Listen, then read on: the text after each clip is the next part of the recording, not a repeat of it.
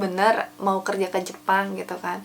Di Jepang itu kadang nggak enak loh gitu kan.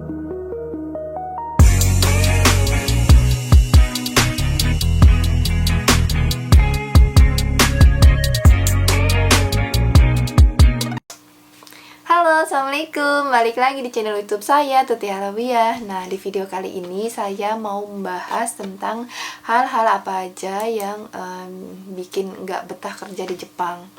Nah, mungkin teman-teman yang di Indonesia atau teman-teman yang pengen kerja ke Jepang ngelihat orang yang kerja di Jepang itu kayaknya kerjanya tuh jalan-jalan mulu gitu kan. Terus hidupnya tuh senang-senang mulu, gajinya gede, pokoknya bahagia lah hidupnya gitu kan. Ternyata banyak kok cerita yang nggak ngenakin gitu pas kerja di Jepang kayak gitu. Jadi video ini saya buat untuk teman-teman, untuk meyakinkan teman-teman gitu kan, bener mau kerja ke Jepang gitu kan.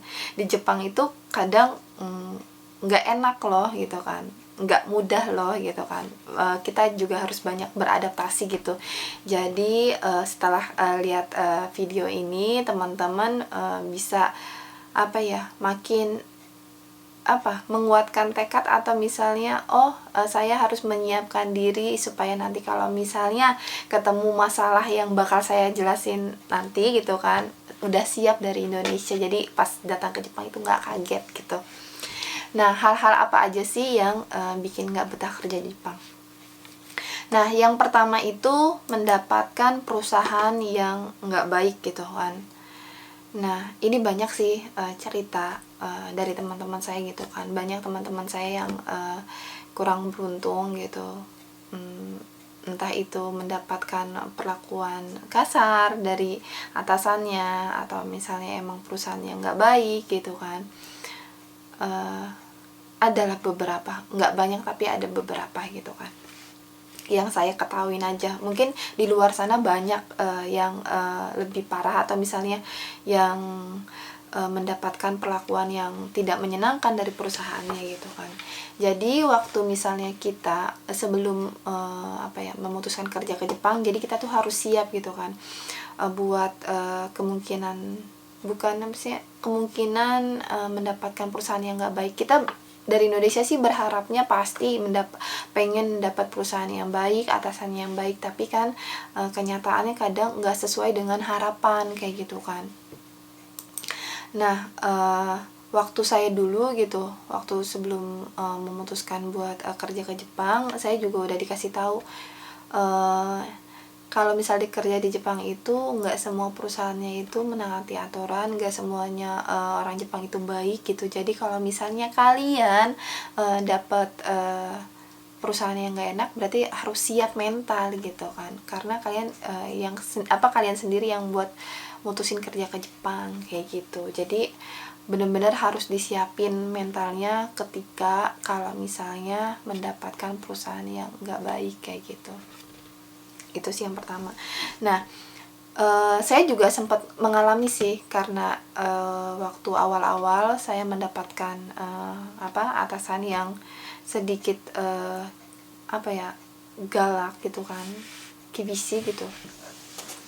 Jadi sempat ngerasa nggak betah gitu, mungkin karena adaptasi juga kan, namanya kerja di luar negeri gitu, dengan orang yang berbeda, budaya yang berbeda, terus bahasa yang berbeda juga gitu. Pasti kita harus adaptasi gitu kan ya. Nah, sempat ngerasa nggak betah, pengen pulang, tapi karena ke Jepang itu pengen kayak nabung, ngumpulin uang gitu. Terus harapan orang tua juga pada saya waktu itu besar kayak gitu kan. Terus ditambah lagi punya hutang biaya talangan waktu keberangkatan ke Jepang gitu. Jadi yang nggak mau gitu harus ngejalanin gitu. Tapi di situ ya saya cari hal-hal yang membuat saya tuh nggak kepikiran tentang kerjaan gitu. Misal cari hal-hal yang nyenengin lah gitu, entah itu kalau libur main, entah itu ngapain kayak gitu kan. Jadi nggak selalu mikirin kerjaan. Tapi seiring berjalannya waktu, makin lama kalau dijalanin, makin enak sih. Jadi lama-lama juga atasannya tuh berubah. Dulu sih waktu sebelum nikah itu emang galak, tapi sekarang tuh udah nikah tuh agak lebih manusiawi gitu. Gitu sih. Itu yang pertama, perusahaan yang nggak baik. Nah, yang kedua itu tuh menurut saya tuh musim. Karena orang Indonesia kan ini kan terbiasa panas gitu kan. Ya paling itu ya musim hujan itu yang sejuk-sejuk dikit. Tapi kalau misalnya di Jepang itu kan ada 4 musim. Ada musim dingin, musim semi, panas, sama musim gugur. Nah, kalau misalnya mungkin kalau misalnya 3 musim itu tuh yang semi, panas, sama gugur kita masih bisa. Tapi musim dingin ini nih, saya tuh paling nggak suka yang namanya musim dingin. Musim dingin itu selain banyak penyakit, terus kayak ribet gitu kan ya. Soalnya kalau lagi dingin tuh dingin banget sampai minus derajat. Kalau misalnya kerja nih ya, tangan tuh berasa kebas gitu, berasa kayak mau mati rasa gitu. Tapi kita tuh harus kerja, terus megangin part-part yang kecil itu yang makin gitu kan ya, kesel gitu maksudnya. Dan nggak bisa, kadang kerjaan itu makin lama karena kan tangannya tuh kebas gitu, kayak mati rasa. Itu yang bikin nggak enak. Ditambah lagi kalau misalnya kayak turun salju kayak gitu kan, kadang naik sepeda pun nggak bisa, licin gitu, jadi harus dituntun kayak gitu kan. Tapi untungnya sih di daerah Echikeng tempat saya tinggal itu jarang turun salju ya, palingan cuma dingin aja gitu kan, tapi dinginnya dingin banget. Ditambah lagi kalau misalnya kadang di musim dingin itu ada penyakit namanya shimuyake gitu. Shimuyake itu kayak misalnya jari kaki atau jari tangan itu agak bengkak-bengkak kemerahan gitu, dan rasanya itu gerimis gitu loh. Kalau misalnya keinjek atau kesenggol itu sakit banget gitu kan. Itu selama musim dingin nggak sembuh, nanti sembuhnya itu kalau udah mau musim semi kayak gitu. Jadi ya sebulan 2 bulan ngerasain sakit shimuyake yang nggak sembuh, baru sembuhnya itu di musim semi gitu kan. Itu nggak enak banget gitu kan. Ditambah lagi ya ada flu gitu kan. Makanya kalau misal musim dingin tuh harus selalu pakai masker biar nggak masuk angin kayak gitu. Itu sih musim yang sampai sekarang itu saya belum terbiasa gitu, agak kesulitan kalau misal di musim dingin gitu. Nah, terus yang ketiga, makanan. Nah, ini makanan juga kadang kalau misal ngeliat nih ya di media sosial, aduh makanan di Indonesia tuh enak-enak banget kayak gitu kan. Sedangkan kalau di Jepang ya mungkin kelihatan enak gitu, tapi sebenarnya ya namanya besar di Indonesia jadi lidahnya tuh kurang cocok. Dan sampai sekarang pun walaupun udah mau 5 tahun tinggal di sini gitu, tetap belum terbiasa dengan makanan Jepang. Paling bisa makan makanan Jepang itu sushi juga tuh yang bukan yang mentah, karena saya tuh nggak bisa yang mentah. Sushi yang mateng gitu, yang kayak ebi purai kayak gitu kan, kayak tempura kayak gitulah, kayak gitu. Terus paling udon gitu. Selebihnya sih nggak ada, karena kebanyakan mentah. Udah gitu kan makanan Jepang juga kebanyakan babi. Jadi kalau misalnya di saat lagi males masak gitu kan, jadi makanannya tuh nggak enak gitu. Kadang kan kalau misalnya pulang kerja tuh udah capek, pengennya itu nggak mau masak. Kalau di Indonesia kan enak ya, ada abang-abang pecel, mie ayam, bakso kayak gitu-gitu. Tapi di sini tuh nggak ada. Itu yang bikin aduh agak tersiksa sih sebenarnya makanan itu. Jadi harus mau nggak mau tuh harus masak kayak gitu. Nah, terus yang ketiga. Nah, ketiga ini menurut saya sih gitu kan ya, temen gitu kan, temen satu apartemen atau satu perusahaan, satu angkatan lah istilahnya.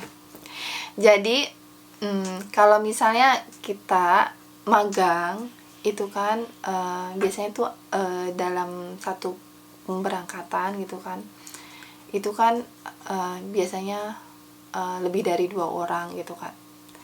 Kadang kita maksudnya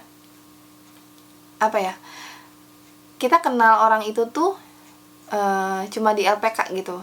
Jadi kita ketemu pas interview gitu kan, terus kita pendidikan bareng, terus di Jepang kita serumah gitu. Jadi kita tuh nggak tahu karakter orang itu seperti apa, orangnya bagaimana itu kan. Jadi apa ya, kalau misalnya cocok sih alhamdulillah banget, tapi kalau misalnya nggak cocok itu juga kadang bikin nggak betah juga gitu, karena kan kita tinggal satu rumah sama orang yang nggak suka sama kita, atau misalnya nggak cocok sama kita, itu juga kan nggak bikin enak gitu. Misalnya banyak nih ya buat teman-teman di sini, ini saya sih nggak ngalamin kalau misalnya ada masalah, tapi masalahnya bukan kayak tentang kebersihan atau misalnya tentang makanan kayak gitu. Misalnya nih ya, kalau misalnya ada kita tinggal berdua atau bertiga gitu kan, nah yang satu orang misalnya rajin membersih-bersih, sedangkan yang dua orangnya enggak gitu kan.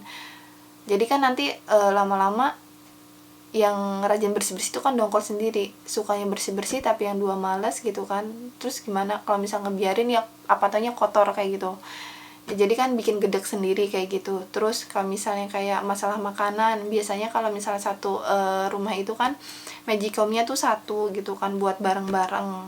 Misalnya ada yang rajin masak gitu kan ya, tapi ada yang ibaratnya males buat masak nasi gitu.